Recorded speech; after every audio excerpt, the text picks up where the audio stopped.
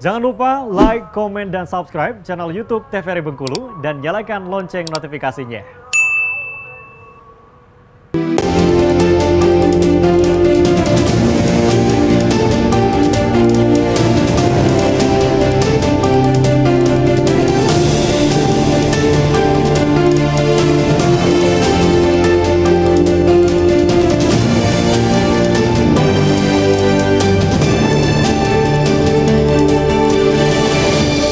Baik, kembali pemirsa di Bendua TVRI Bengkulu masih bersama saya Khairul Fahmi, tentunya dengan tema kita mengenai pangan dan juga permasalahannya dengan narasumber kita. Yang pertama ada Bapak Iskandar Rahmatullah selaku Kepala UPTD Balai Pengawasan Mutu dan juga Keamanan Pangan Dinas Ketahanan Pangan Provinsi Bengkulu, dan juga ada Bapak Hendri Bustamam selaku akademisi.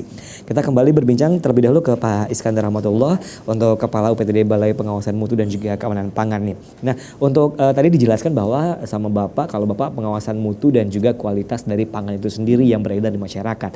Nah, untuk beras sendiri yang beredar di masyarakat tentunya Pak. Nah, kan kita tahu ada beras lokal, ada beras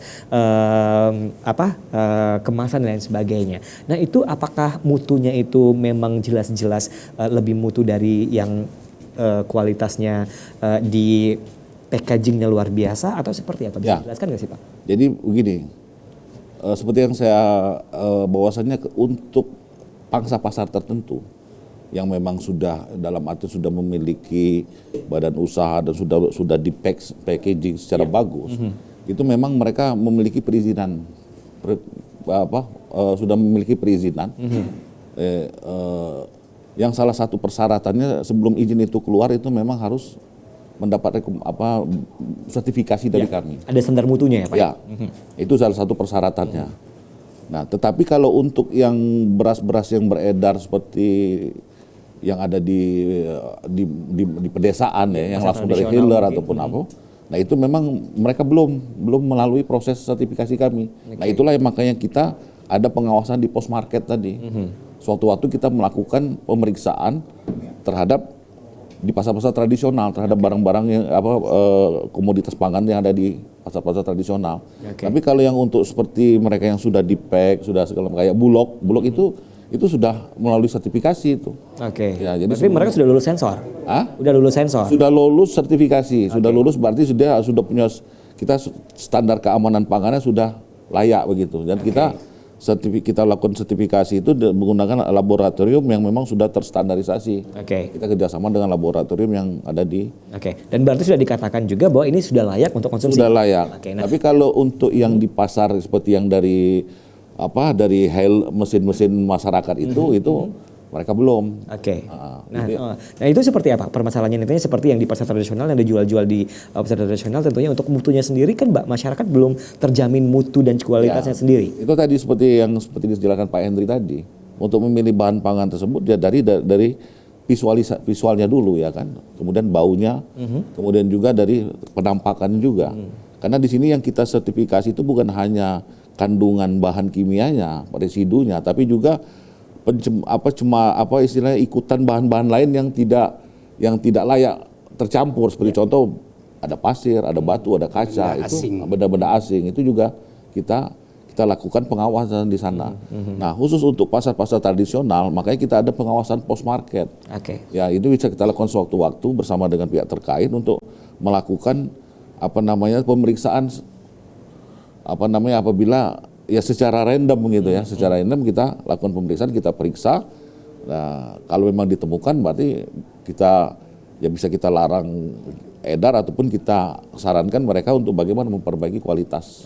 Nah, untuk pemeriksaan di pasar tradisional sendiri itu rutin dilakukan atau seperti apa? Alhamdulillah rutin dilakukan. Jadi kami punya namanya OKKPD, Organisasi Otoritas Keamanan Pangan. Itu yang menangani itu terdiri atas dua, kalau di Dinas Ketahanan Pangan itu UPTD kami, kemudian ada namanya bidang konsumsi. Di situ dia ada seksi pengawasan dan keamanan pangan. Nah, mereka bergerak di pos market. Oke, baik. Kalau kami di pre-market, dalam artian sebelum kita mengawasi barang itu sebelum dia diedarkan. Oke, baik. Kita kembali ke Pak Hendri nih selaku masyarakat dan juga akademisi ya. Nah, kenapa masyarakat tuh lebih inginnya berbelanja di pasar tradisional dibandingkan di market-market yang mungkin sudah ada mutu dan juga kualitasnya yang sudah terjamin gitu Pak. Nah, dan masyarakat lebih memilih pasar tradisional yang mungkin masih banyak yang kecurangan yang mungkin belum terindikasi mutu dan juga kualitasnya dengan baik Pak. Ya, kalau untuk pergerakan ya, pergerakan jual beli masyarakat, saya kira itu terlebih ke budaya. Ya. Jadi budaya kita, ya, jadi mungkin secara umum ya di dunia ini budaya utama orang berbelanja itu ya di pasar, ya, di pasar karena mudah menemukan apapun. Ya. Lengkap. Yang kedua, asumsi mereka apa yang dijual di pasar itu lebih murah, lebih segar, lebih segar ya, lebih baru. Oke. Ya. Jadi kalau yang dijual di supermarket itu kan udah melalui beberapa tahapan. Ya. Itu. Yang ketiga ya mungkin tadi juga lebih murah, ya. Kemudian yang keempat lebih ke sosialisasi, ya. Jadi seperti budaya tawar menawar, ketemu dengan teman-teman yang lain ya. Jadi seolah-olah pasar itu bisa jadi arena silaturahmi, ya. Tapi khusus untuk keamanan pangannya sendiri, saya kira masyarakat sekarang mereka udah lebih teliti, ya, lebih teliti untuk membeli bahan yang pangan. Mereka akan selalu membeli yang yang kualitasnya, yang menurut mereka lebih bagus. Mereka akan memilih juga. Nah, yang kedua sebenarnya juga ada peran dari pedagang. Nah, pedagang biasanya mereka begitu menerima suatu bahan pangan yang akan diperjualbelikan, mereka selalu akan mensortir ya, mensortir atau menggradasi, artinya memisah-misah mana yang kualitas bagus, mana yang sedang, mana yang kurang bagus. Nah, itu akan berpengaruh terhadap harga jual atau nilai jual. Nah, tinggal masyarakat kita memilih. Jadi mestinya ada peran aktif keduanya antara masyarakat kita dengan si pedagangnya. Nah, barangkali dari pihak pemerintah ya bisa masuk ke sana, artinya bisa membekali si pedagang juga untuk memahami aturan-aturan keamanan Sosialisasi, sertifikasi. Saya kira gitu. Baik, solusinya begitu. Baik. Nah, kita kembali ke Pak Iskandar nih ya, selaku Kepala UPTD Balai Pengawasan Mutu dan juga Keamanan Pangan nih. Semisalnya di masyarakat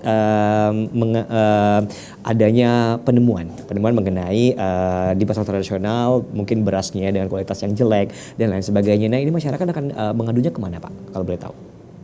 Ya, itu bisa langsung ke kami bisa, dan kami akan koordinasikan dengan pihak terkait. Mungkin kita akan turun ke lapangan karena memang pernah juga terjadi yang begitu. Ya, ini tapi untuk komoditas lain ya. Untuk waktu itu kalau salah durian kalau nggak salah, karena memang ada agak aneh lah gitu. Kita turun, kita periksa. Nah, dan memang kalau memang itu terindikasi ya kita kerjasama dengan pihak aparat yang terkait yang lebih ya secara penegakan hukumnya gitu. Atau paling tidak kalau masih bisa dalam kategori masih bisa kita lakukan pembinaan, kita lakukan pembinaan.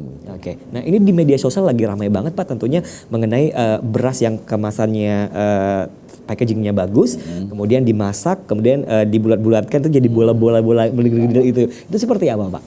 Saya pikir itu hoax itu. Ya, karena apa?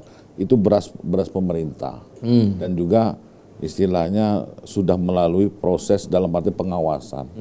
Ya, nggak mungkin lah itu bakal terjadi. Dan juga sebelum itu diedarkan juga mereka sampai dapat izin untuk packaging, untuk dari bulu itu beras SPHP itu. Saya rasa nggak mungkin lah itu. Tapi sudah pernah diteliti oleh itu karena kejadiannya kan di daerah ini nih, di daerah mana? Padang.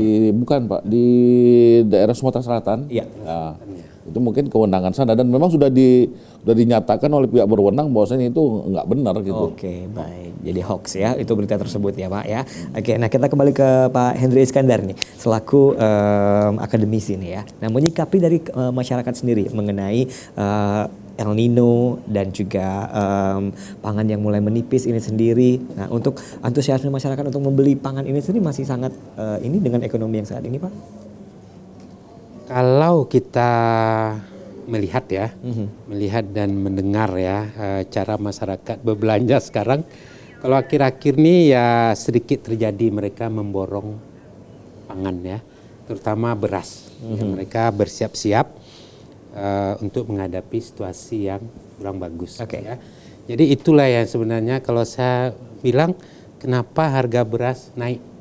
Salah satunya karena ada kasus itu, karena masyarakat memborong sebagian beras yang ada. Ya. Jadi penumpukan mungkin. Nah, lalu masyarakat ini mendengar ada kelangkaan. Nah, sebenarnya tidak ada kelangkaan kan kalau kita lihat, cuma mendengar isu-isu demikian. Oke.